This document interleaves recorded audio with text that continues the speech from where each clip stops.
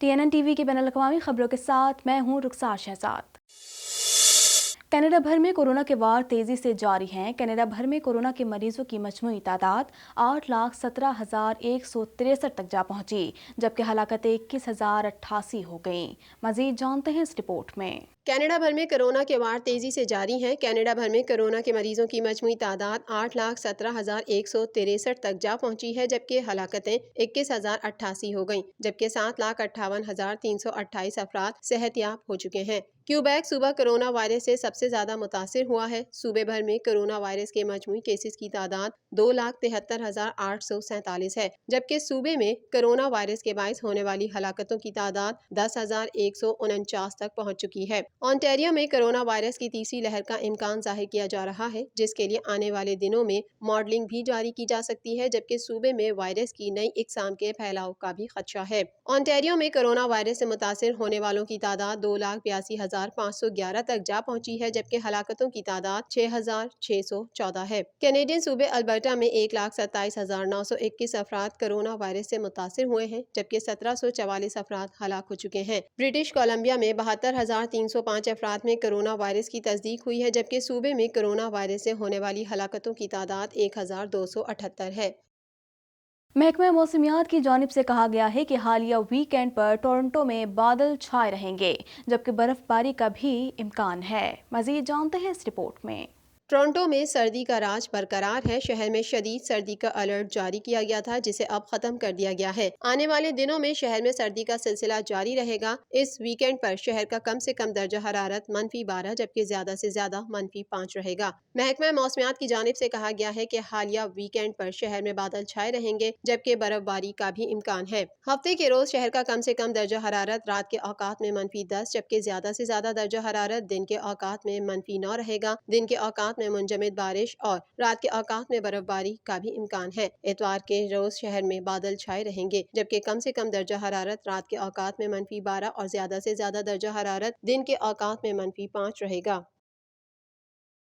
Canadian वजीर आजम Justin Trudeau के 6 जनवरी को अमरीकी दारुल-हुकूमत पर हमले के बाद डोनाल्ड ट्रंप के बारे में तनकीदी तबसरे साबिक अमरीकी सदर के मवाक़से के मुकदमे की समाअत में रिकॉर्ड में दाखिल हो गए हैं।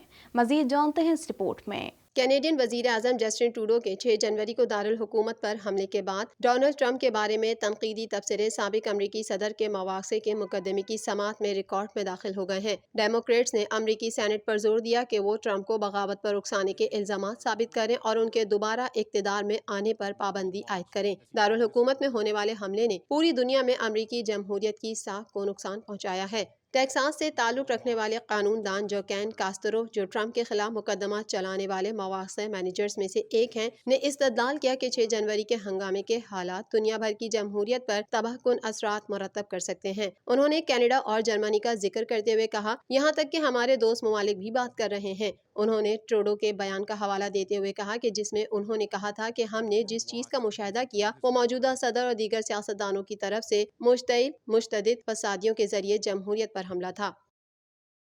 कैनेडियन सूबे ओंटारियो में मार्च की छुट्टियों को 12 अप्रैल तक मंसूख कर दिया गया है।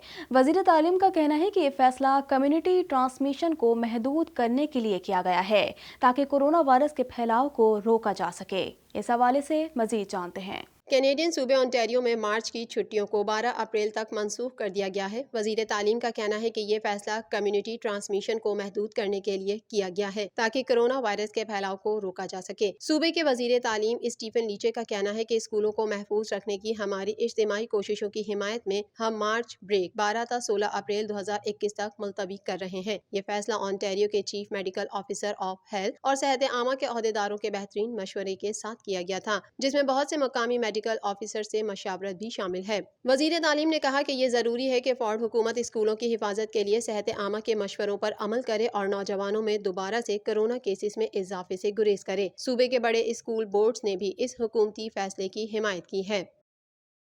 अमरीकी सदर जो बाइडन ने सदारत का मनसब संभालने के बाद पहली मर्तबा चीन में अपने हम मनसब से टेलीफोनिक गुफ्तगू की।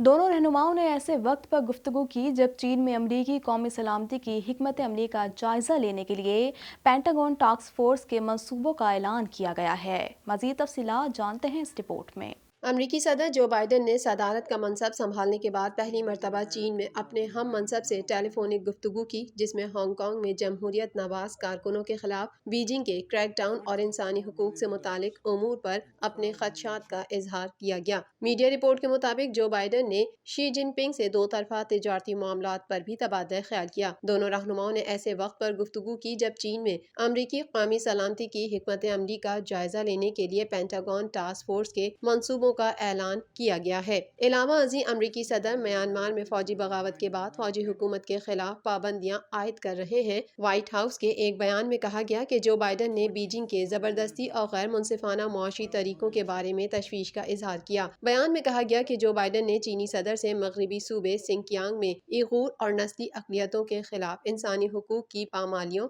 اور تائیوان کے خلاف بیجنگ کے اقدامات پر تشویش کا اظہار کیا۔ جو بائیڈن نے ٹیلی فونک گفتگو کے بعد ٹویٹر پر کہا کہ میں نے شی جن پنگ سے کہا کہ امریکی عوام کو فائدہ پہنچا تو بیجنگ کے ساتھ کام کروں گا۔ اس ضمن میں چین کے ریاستی نشریاتی ادارے CCTV نے دونوں صدور کے مابین ہونے والی گفتگو کو مثبت قرار دیتے ہوئے کہا کہ شی جن پنگ نے تسلیم کیا کہ دونوں فریقین کے آپس میں اختلافات ہیں اور ان اختلافات کو حل کرنا چاہیے، لیکن مجموعی طور پر تعاون پر زور دیا گیا۔ CCTV نے کہا کہ چینی صدر نے تائیوان، ہانگ کانگ اور سنکیانگ سے متعلق جو بائیڈن کے خدشات کو مسترد کرتے ہوئے کہا کہ یہ معاملات چین کے داخلی امور ہیں اور چینی خود مختاری کے دائرے میں آتے ہیں۔ شی جن پنگ کے حوالے سے کہا گیا کہ امریکہ کو چین کے بنیادی مفادات کا احترام کرنا چاہیے اور محتاط رویے کے ساتھ کام کرنا چاہیے۔ خیال رہے کہ امریکہ اور چین کے درمیان تعلقات رواں برس متعدد معاملات پر تنزلی کا شکار رہے، جس میں تجارت، ٹیکنالوجی، کرونا وائرس اور چین کا جنوبی چینی سمندر پر دعویٰ اور ہانگ کانگ میں سیکیورٹی قانون نافذ کرنا شامل ہے۔ امریکی محکمہ خارجہ نے کہا ہے کہ کشمیر سے متعلق امریکہ کی پالیسی میں کوئی تبدیلی نہیں آئی۔ واشنگٹن اسے دونوں ممالک کے درمیان متنازع خطہ سمجھتا ہے۔ مزید تفصیلات جانتے ہیں اس رپورٹ میں۔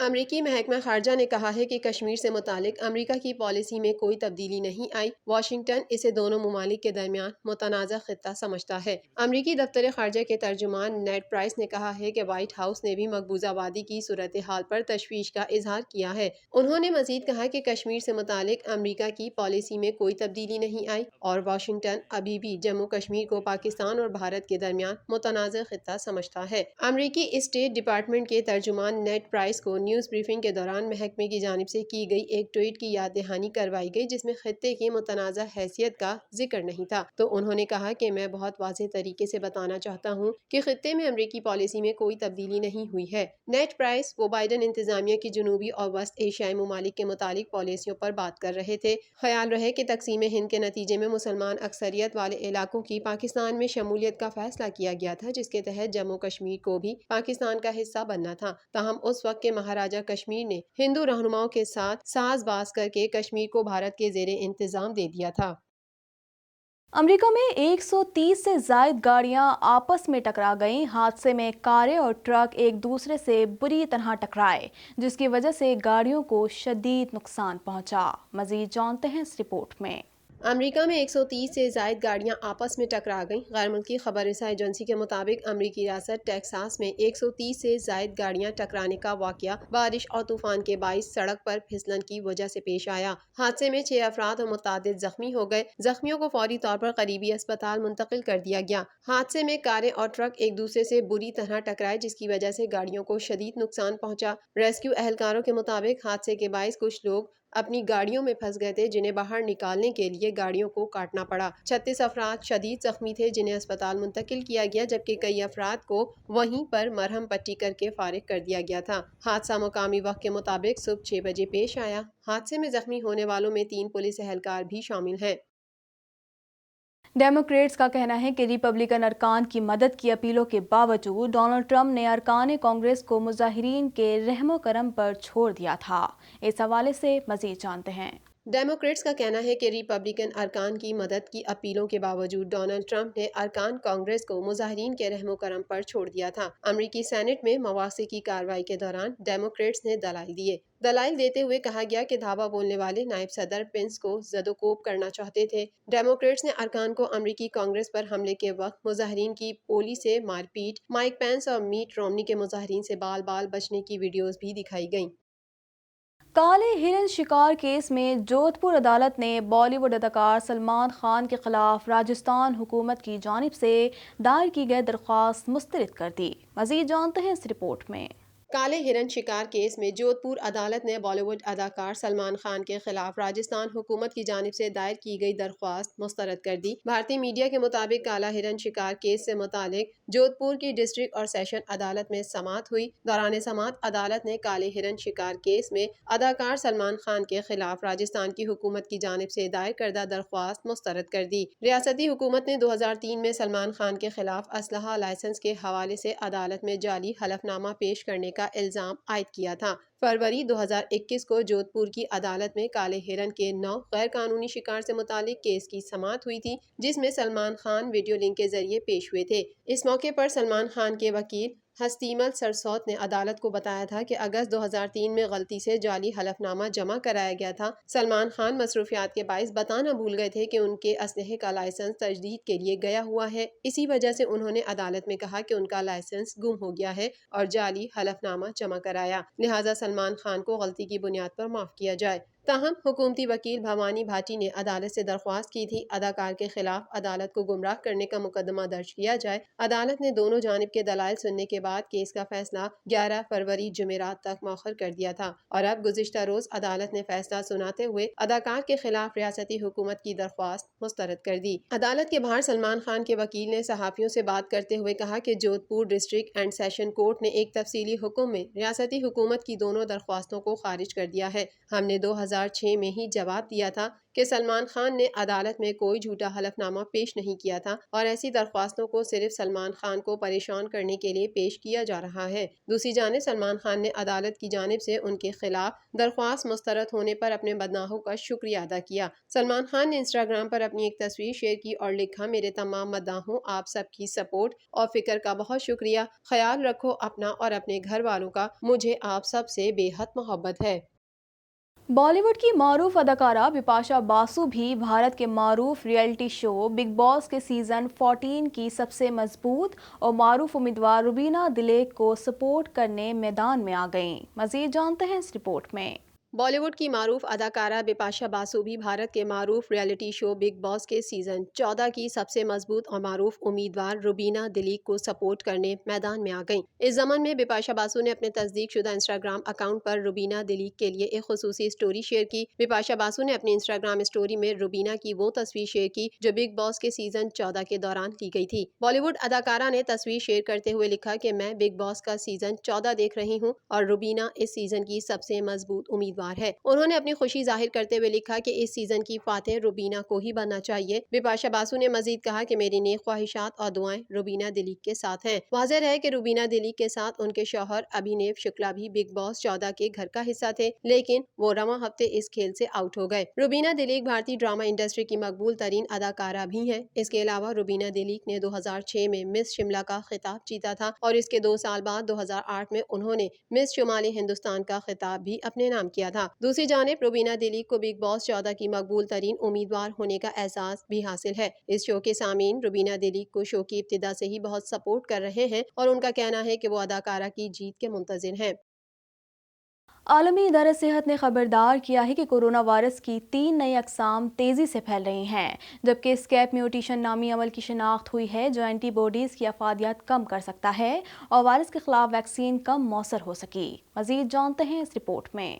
دنیا بھر میں کرونا کیسز کی تعداد 10,82,96,000 سے بڑھ گئی اور 23,78,824 افراد جان کی بازی ہار گئے۔ دنیا میں کرونا کے 8,32,09,000 سے زائد مریض صحت یاب ہو چکے ہیں اور 2,54,38,000 سے زائد زیر علاج ہیں۔ عالمی ادارہ صحت نے خبردار کیا ہے کہ کرونا وائرس کی 3 نئی اقسام تیزی سے پھیل رہی ہیں، جبکہ اسکیپ میوٹیشن نامی عمل کی شناخت ہوئی ہے جو اینٹی باڈیز کی افادیت کم کر سکتا ہے اور وائرس کے خلاف ویکسین کم مؤثر ہو سکے گی۔ امریکہ میں کورونا کی صورتحال سب سے زیادہ خوفناک ہے، جہاں 4,86,922 اموات ہو چکی ہیں اور 2,80,02,000 سے زائد افراد متاثر ہیں۔ بھارت کورونا کیسز کے اعتبار سے دنیا میں دوسرے نمبر پر ہے، جہاں اموات کی تعداد 1,55,484 اور 1,08,80,000 سے زائد افراد میں وائرس کی تشخیص ہو چکی ہے۔ روس میں 40,27,000 سے زائد افراد کورونا وائرس سے متاثر ہو چکے ہیں اور اموات کی مجموعی تعداد 78,687 ہے۔ برطانیہ میں 39,98,000 سے زائد زائد افراد متاثر ہیں اور 1,15,529 اموات ہو چکی ہیں۔ فرانس میں 34,06,000 سے زائد افراد متاثر اور 80,803 جان کی بازی ہار چکے ہیں۔ ترکی میں کرونا وائرس سے اموات 27,187 تک جا پہنچی ہیں، جبکہ کرونا وائرس کے کیسز 25,64,427 ہو چکے ہیں۔